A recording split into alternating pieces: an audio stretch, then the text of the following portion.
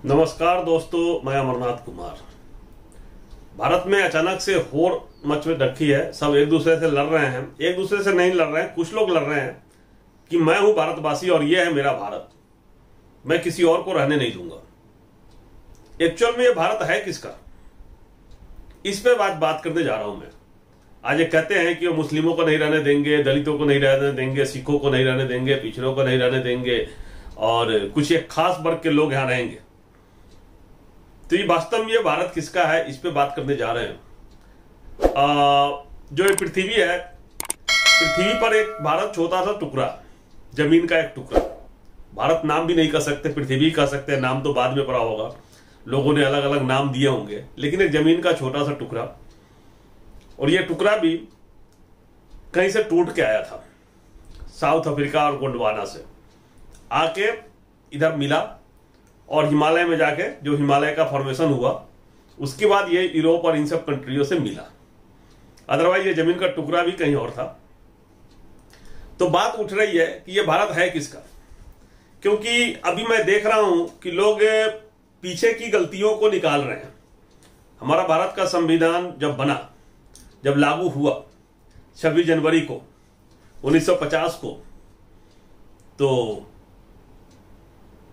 उस दिन से संविधान काम करेगा, उस दिन से भारत की आईपीसी काम करेगा, या उससे पहले 1000 साल पहले, 1400 साल पहले, 300 साल पहले, अच्छा 2 दिन पहले भी किसी ने क्राइम किया होगा, किसी राजा ने गलती करी होगी, उस राजा की गलतियों की सजा क्या उसके साथ काम करने वाले प्रजा को दिया जा सकता है? क्या हमारा भारत के संविधान, हमारे जज साहब उसके हक फैसला कर सकते हैं उसके विरोध में कि तुम्हारा राजा गलती किया था इसलिए तुम्हें हम फांसी दे देंगे, चाहे तुम्हारा जमीन छीन लेंगे, तुम्हारा घर छीन लेंगे? ये सवाल उठता है, क्योंकि अब ये चल रही है, लोग सर्वे करवा रहे हैं ज्ञानवापी मस्जिद का। ज्ञानवापी मस्जिद कब बना था? भारतीय संविधान से बहुत पहले। वाजिब है, बना था। तो उस समय क्यों बना था? क्योंकि मुगलों ने इस देश पे आके शासन किया। अब मुगलों ने क्यों शासन किया उस पर नहीं जाते। राजाओं का राजा था, बहुत हजारों राजा थे इस देश में, उन लोगों ने रोका नहीं, बाहर से आकर आक्रमणकारी आए और राजा भी यही करते थे, एक दूसरे पर आक्रमण करते थे। जिसका लाठी उसकी भैंस, जिसकी लाठी उसकी भैंस। तो वास्तव में हो सकता है कि उस जहां पर भी मंदिर मस्जिद बने हुए हैं वहां उसके नीचे कुछ और भी रहा हो। जो भी राजा बनता है वो तोड़ ताड़ के बना देता है। हो सकता है मंदिर तोड़ के मस्जिद बना हो सकता है उस वहां पर मंदिर ना हो, बुद्ध की मूर्ति रहा हो, बुद्ध का मंदिर रहा हो, हिंदुओं का मंदिर नहीं रहा हो, क्योंकि बुद्ध तो बहुत पहले से था। तो उसके आधार पर कैसे फैसला देंगे जज साहब, ये मुझे नहीं पता। मुझे संविधान नहीं आता, लेकिन इतना जरूर आता है कि हमारा आईपीसी और किसी को सजा देने का प्रावधान उसी दिन से बनता है कि इस देश में अगर कोई उस गलत काम करेगा तो उसके आधार से सजा दिया जाएगा। रही मूल निवासी का, ये भारत में कौन किसका भारत है? 65,000 साल पहले अफ्रीका से लोग आए थे भारत में। सबसे बड़ा मैक्सिमम लोग 65,000 साल पहले अफ्रीका से आए थे, जिसकी संख्या 50 से 65% जो मूल है। साइंटिफिक आधार पर किया गया है, आनुवंशिक और डीएनए का अध्ययन, पुरातत्व विज्ञान और भाषा के विज्ञान के आधार पर यह सब शोध है। शोध के अनुसार 65,000 साल पहले भारत में लोग आए थे जो साउथ अफ्रीका से आए थे, जिनकी संख्या 50 से 65% आज भी भारत में है और मूल निवासी के रूप में जाने जाते हैं। दूसरा जो विस्थापन हुआ 9,000 से 5,000 साल पहले, जब ईरान के जागरोस क्षेत्र से खेती करने वाले लोग भारत के उत्तर पश्चिम भाग में आके, उत्तर पश्चिम भाग मतलब हिमालय से सटे हुए एरिया और पश्चिमी एरिया में आके वो बस गए, जहां गुजरात भी कहेंगे पश्चिमी एरिया में है और हिमालय से सटे हुए लोग, वो खेती करने आए थे भारत में और यहां आके बस गए और उन्होंने खेती को बढ़ाया, आगे बढ़ाया। इसका नतीजा यह हुआ कि उत्तर पश्चिम क्षेत्र में विशेष रूप से जौ और गेहूं की खेती तेजी से फैली, जिसने हड़प्पा सभ्यता की नींव रखी। इस सभ्यता का परिपक्व चलन 2600 ईसा पूर्व से 1900 ईसा पूर्व तक चला। यानी हड़प्पा की सभ्यता जागरूक कृषकों का प्रथम भारतीय का मिश्रण है। कहां पे? पाकिस्तान और अफगानिस्तान के एरिया, ये सब तो हमारा भारत का हिस्सा था, धरती था भारत का।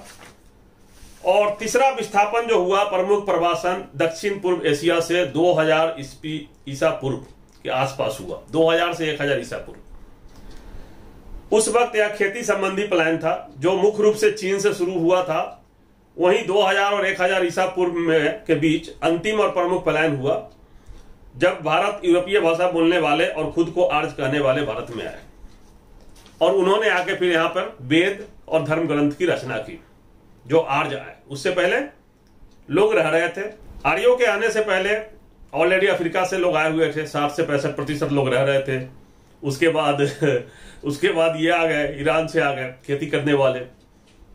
कौन होंगे खेती करने वाले? भारत में खेती कौन करते थे अगर जाति के आधार पर देखा जाए तो वो लोग आ गए और बाद में ये आर्य कहलाने वाले लोग आ गए और रह रहे हैं इस भारत में।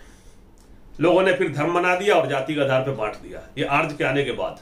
उससे पहले कोई जाति नहीं था, कोई धर्म नहीं था। आर्यों ने भी धर्म नहीं बनाया, उन्होंने बनाया, वेद की रचना हुई है, बहुत बाद में हुई है। ईसा में एक धर्म आया जो नोन है, जिसका रिकॉर्ड है, क्रिश्चियन।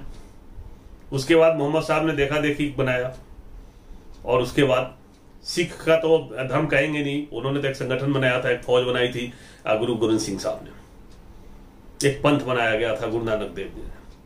उससे पहले बौद्ध का था, उन्होंने भी कोई धर्म नहीं कहा था। बौद्ध कोई धर्म नहीं था।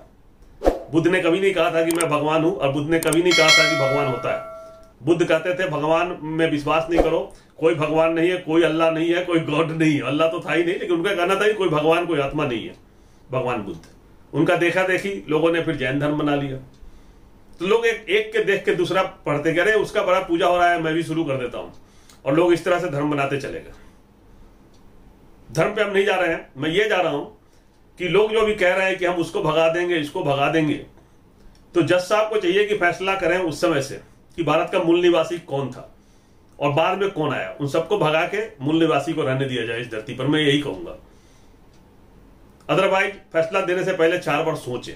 कहीं पर भी आप कहीं भी खोदेंगे, कुछ ना कुछ निकलेगा जमीन के नीचे। ये जमीन का टुकड़ा है, इस पर हजारों साल तक लोग पलायन किए हैं, आए हैं, गए हैं, उनका निशान रहेगा। आपका संविधान जब बना, संविधान से लेके बनने तक अब किसी ने अतिक्रमण किया है, उसके लिए संविधान की धारा लगा के उसको जेल में डालने की जरूरत है। लेकिन पीछे खोद के, अब इसलिए मैं कह रहा हूं कि ऐसा हुआ है, बदले में उनको राज्यसभा का सीट भी मिला है कई लोगों को। आप देख ही रहे हैं क्या चल रहा है। कई देशों में होता है, कई बार हुआ है, कानून को भी लोग खरीद लेते हैं, राज्यसभा का सीट दी जाता है। जज भी कहते हैं कि हम भगवान नहीं है, हम इंसानी हैं। तो ये सब सोचने वाली बात है। कोई भी फैसला करने से पहले सोचना पड़ेगा, यहाँ के लोगों को भी सोचना पड़ेगा। जो बाद में आए हुए हैं और पहले आए हुए हैं उससे नहीं चलेगा। जो जिन्होंने जाति बनाया, जिन्होंने धर्म बनाया, उनको भी सोचना पड़ेगा कि हम सब एकजुट के रहेंगे, एकजुट होकर रहेंगे, तभी आगे बढ़ेंगे।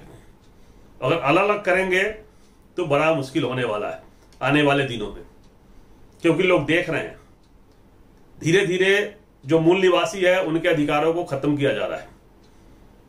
उनके जो लिए व्यवस्था की गई थी उनको खत्म किया जा रहा है। देख रहा हूं मैं क्या चल रहा है। मैं तो गांव घूम के आया हूं, सब जगह घूम के आऊंगा, आज भी उसी स्थिति में है। न उनके लिए पढ़ने के लिए बढ़िया स्कूल है, सारे स्कूल को बंद किया जा रहा धीरे धीरे, शिक्षा व्यवस्था को ध्वस्त किया जा रहा है, अस्पताल है नहीं, और उनके पास इतना पैसा है नहीं कि प्राइवेट अस्पताल में जाके इलाज करवाएंगे और प्राइवेट स्कूल में पढ़ा पाएंगे। तो इसलिए मैं कह रहा हूं कि ये भारत किसका है? ये भारत सबका है। जो भी इस भारत पे रह रहा है वो भारत उसका है। ये नहीं हुआ कि भारत में जन्म ले लिया तो भारतीय हो गया। दिल से भारतीय मानना पड़ता है और दिल से मानना पड़ेगा, तभी होगा। अगर भगवान अल्लाह गॉड होते तो ईरान से आने की जरूरत नहीं थी खेती करने। यहां भगवान अल्लाह गॉड ईरान में ही दे देते सब कुछ।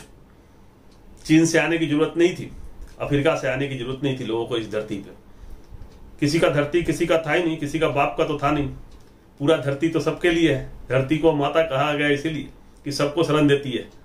बाद में राजनीतिक हो गया, देश बन गया, लोगों ने पॉलिटिकल बना दिया, बॉर्डर बना दिया कि नहीं आएगा।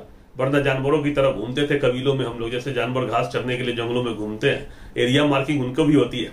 बाघ भी एरिया मार्किंग करता है सूसू करके कि मेरे एरिया में कोई नहीं आएगा। तो सब उस तरह से रहते थे। कोई इस तरह से नहीं था कि बॉर्डर होगा, वीजा लगेगा और तब हमारे देश में घुसेगा। तो इंसान की तरह रहना होगा। ये जो चल रहा है इस देश में, सुन सुन के, देख देख के कान पक गए। बहुत दुख होता है। हम सब आपस में लड़ रहे हैं, मारकाट की बात कर रहे हैं। कोई कहता है कि हम हिंदू राष्ट्र बनाएंगे। कौन सा हिंदू? जब तुम ही नहीं थे तो हिंदू कहां से हो गया? जब हिंदुस्तान ही नहीं था तो तुम कहां से हो गए? कहां से आए थे? कौन सा हिंदुस्तान? हिंदुस्तान कैसे नाम पड़ा? हिंदू शब्द कहां से आ गया? जब ये मालूम होगा तो ये सब बातें नहीं करेंगे लोग। भारत भी नाम नहीं है। कौन सा भारत? ये जमीन का टुकड़ा है, पृथ्वी के ऊपर एक छोटा सा टुकड़ा। नाम तो बाद में आया ना। तो जब ओरिजिन की बात होगी तो ये नेचर का है, टुकड़ा जमीन का। असली मालिक नेचर है और उन्होंने, नेचर ने सबको यहां पर दिया रहने के लिए समान अधिकार। अगर उनको नेचर को भेदभाव करना होता तो उसको सबको मार दिया होता। कोरोना हुआ तो सबको हुआ, उसने कभी जाति धर्म नहीं देखा। तो नेचर जब करता है तो सबके लिए बराबर न्याय करता है। इसलिए मिलजुल के रहो भाई लोग, ईमानदारी से रहो, एक दूसरे के खून मत चूसो, मार काट की बात मत करो, देश को आगे बढ़ाने की बात करो। हम लोग बहुत पीछे चले गए हैं, बहुत नीचे चले गए हैं। देश को धीरे धीरे नष्ट किया जा रहा है।